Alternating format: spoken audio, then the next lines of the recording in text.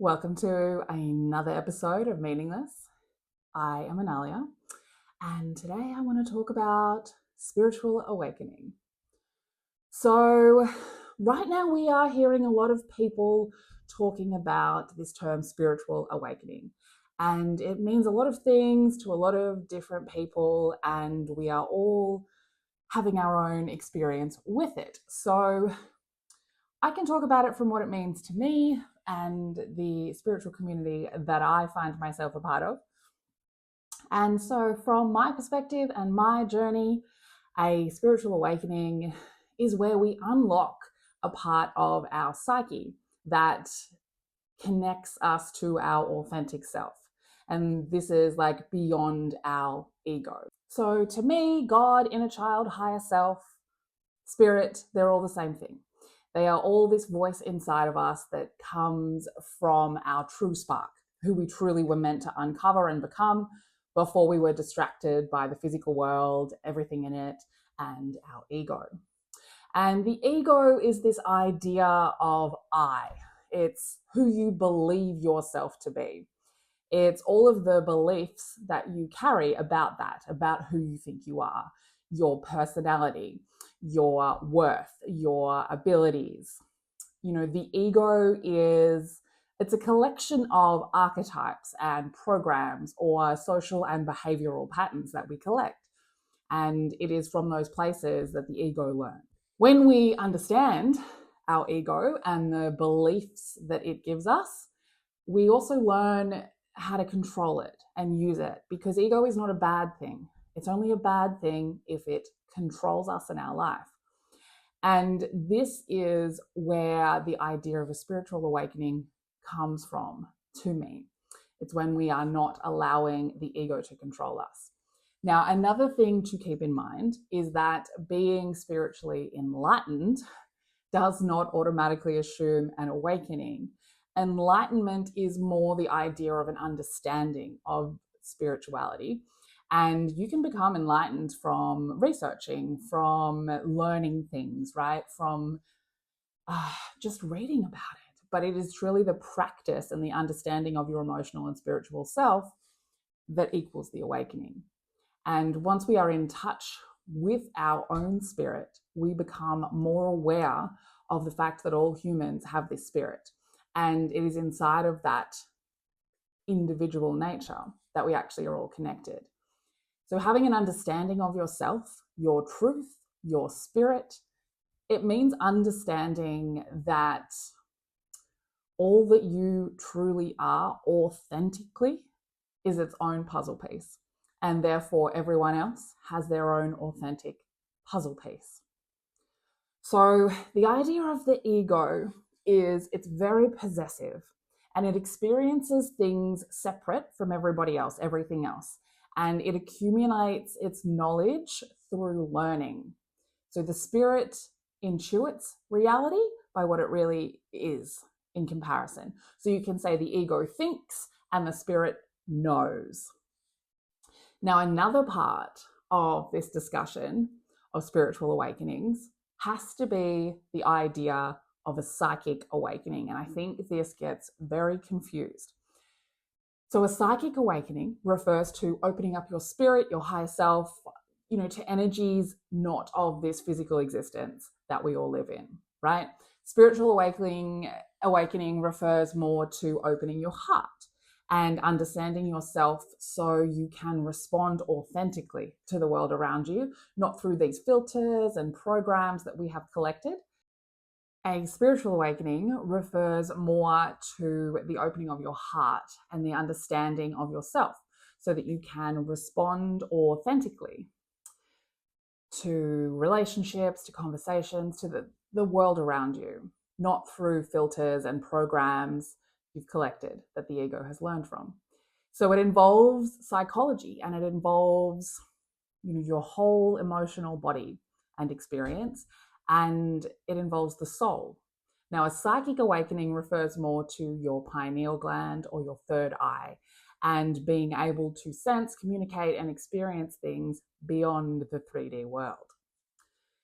A spiritual awakening takes time, years even, And it can be sparked by a moment in time, and it can be experienced momentarily through things like meditation, even walking in nature, psychedelics. But these moments of a spiritual awakening allow us to feel what it is to be spiritually awakened. And then it's more like a preview, because we need to then practice and we need to really do a lot of self-introspection. And that's how we then become spiritually awakened and in touch with our higher self. This is not easy. And anyone who says it is hasn't experienced it. Another point worth mentioning is that if we find ourselves using spiritual ideas and practices to avoid things, to avoid unresolved emotional or psychological wounds, we are not becoming awakened. These wounds must be addressed to truly find your higher self, because it is from these wounds that the ego learns. As humans, of course, we resist this process because it's painful and it's uncomfortable. And, it involves reliving trauma. It involves taking responsibility. It involves forgiveness and truly letting go of things.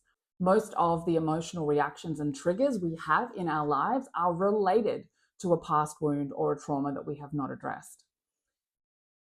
People experiencing their journey of being spiritually awakened could tell you that there are a few changes that you can see, and some of these changes, they affect the people around you in the way that you live your life.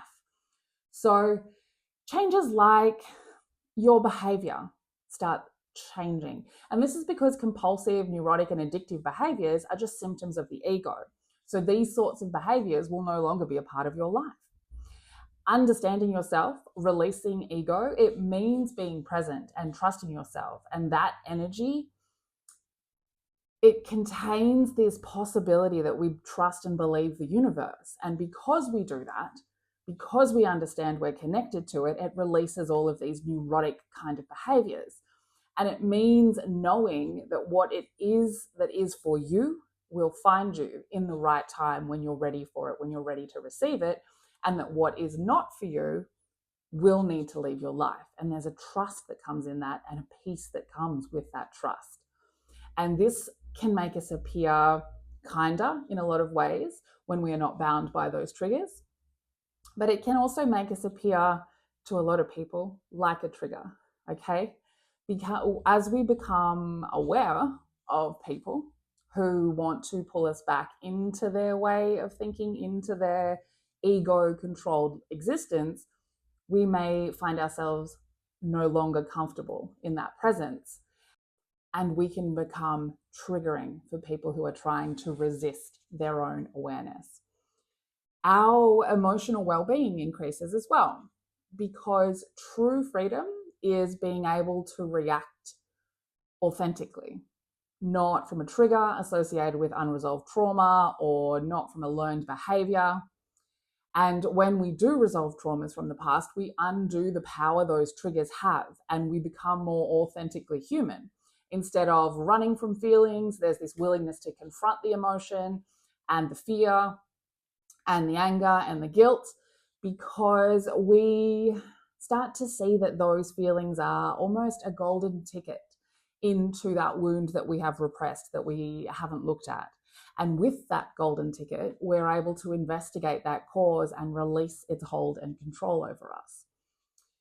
We also tend to be able to find a way to go with the flow a little bit more. And this is because we do become more reflective and trusting in the timing of our lives. And so we find that we are pushing less to achieve things. We are trying to force things less, because we understand that we can only control ourselves and our reactions to others, but we can't control what they react or a lot of situations. And that doing that, trying to do that, is just giving our power and energy away to a pointless task that usually is just upholding some sort of level of fear or unworthiness. You also find on this spiritual awakening journey that your values will shift.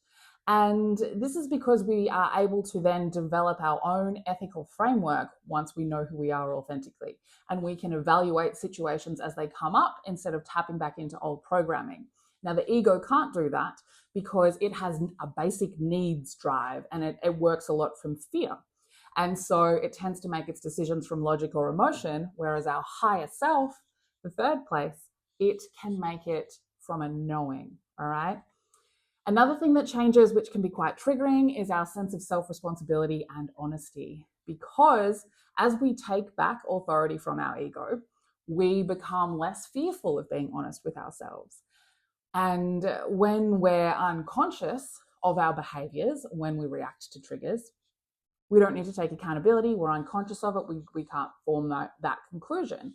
But when we become conscious of our behaviors and their origins, and we experience this kind of sense of shame or guilt, but not from external sources, from our own consciousness, from that inner child, from that higher self, that sort of shame. And it's driven by this desire to connect with our authenticity, to connect with who we truly are now. That's where that comes from. And the guilt and the shame comes from not having done that.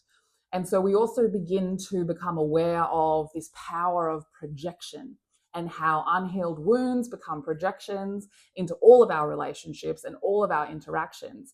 And in that way, we do then hold responsibility for a lot of these scenarios and relationships in our lives that ended negatively or that were negative experiences. And this doesn't mean that we're all sitting around blaming and that to have a spiritual awakening, we have to blame ourselves for everything. It just means that we have this understanding that the energy that we attract into our lives, it has something to do with the unhealed parts of us. And so until we look at all of those things, we will keep attracting energies in to help us heal. Being spiritually awakened does not mean talking to ghosts. It means having an honest relationship with your emotional body, with your spirit. It means knowing what feels right in your soul underneath all of the rubbish we collect from social programs, from fear, from traumas we don't heal. And it is that whole emotional and spiritual journey. Now, you can be psychically awakened without that. But ungrounded psychic awakening, meaning you are not on a healing journey to be in touch with your emotional and spiritual self, it's a dangerous game because although we are spiritual beings, we are having a physical experience, a human experience. And being ungrounded in the physical experience, and then from that ungrounded physical experience trying to wander into a psychic one, that's where delusion and psychosis come from, my friends. Okay? So, grounded in this world, spiritual awakening, don't go wandering, okay? Now, in future episodes, I am going to be talking to people from all points of their awakenings. I have a specific interest in talking to people experiencing psychic awakenings, including mediums, spiritual energy workers, people who've walked in dreams and had near-death experiences. So make sure if that is your thing, subscribe to my channel so that you can enjoy those conversations. We are experiencing energies from the universe right now that are almost forcing a spiritual and emotional awakening in us. And fighting it is basically impossible. And I've seen some of the most unexpected faces sitting across from me asking for their birth chart analysis, asking for some tarot guidance. And it's giving me hope that a lot of people are coming to this spiritual and emotional awakening with curiosity. And if we listen to our inner selves, we can kind of find our own pathway forward. We can find the spiritual message, the emotional guidance that we need so that we can continue our own spiritual awakening journeys. So never be afraid to walk into your shadow.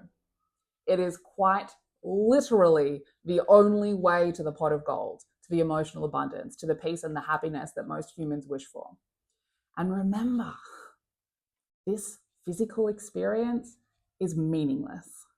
We provide the meaning for each and every moment we experience. What you choose that meaning to be shapes your experience here. Thank you for watching. As always, stay weird.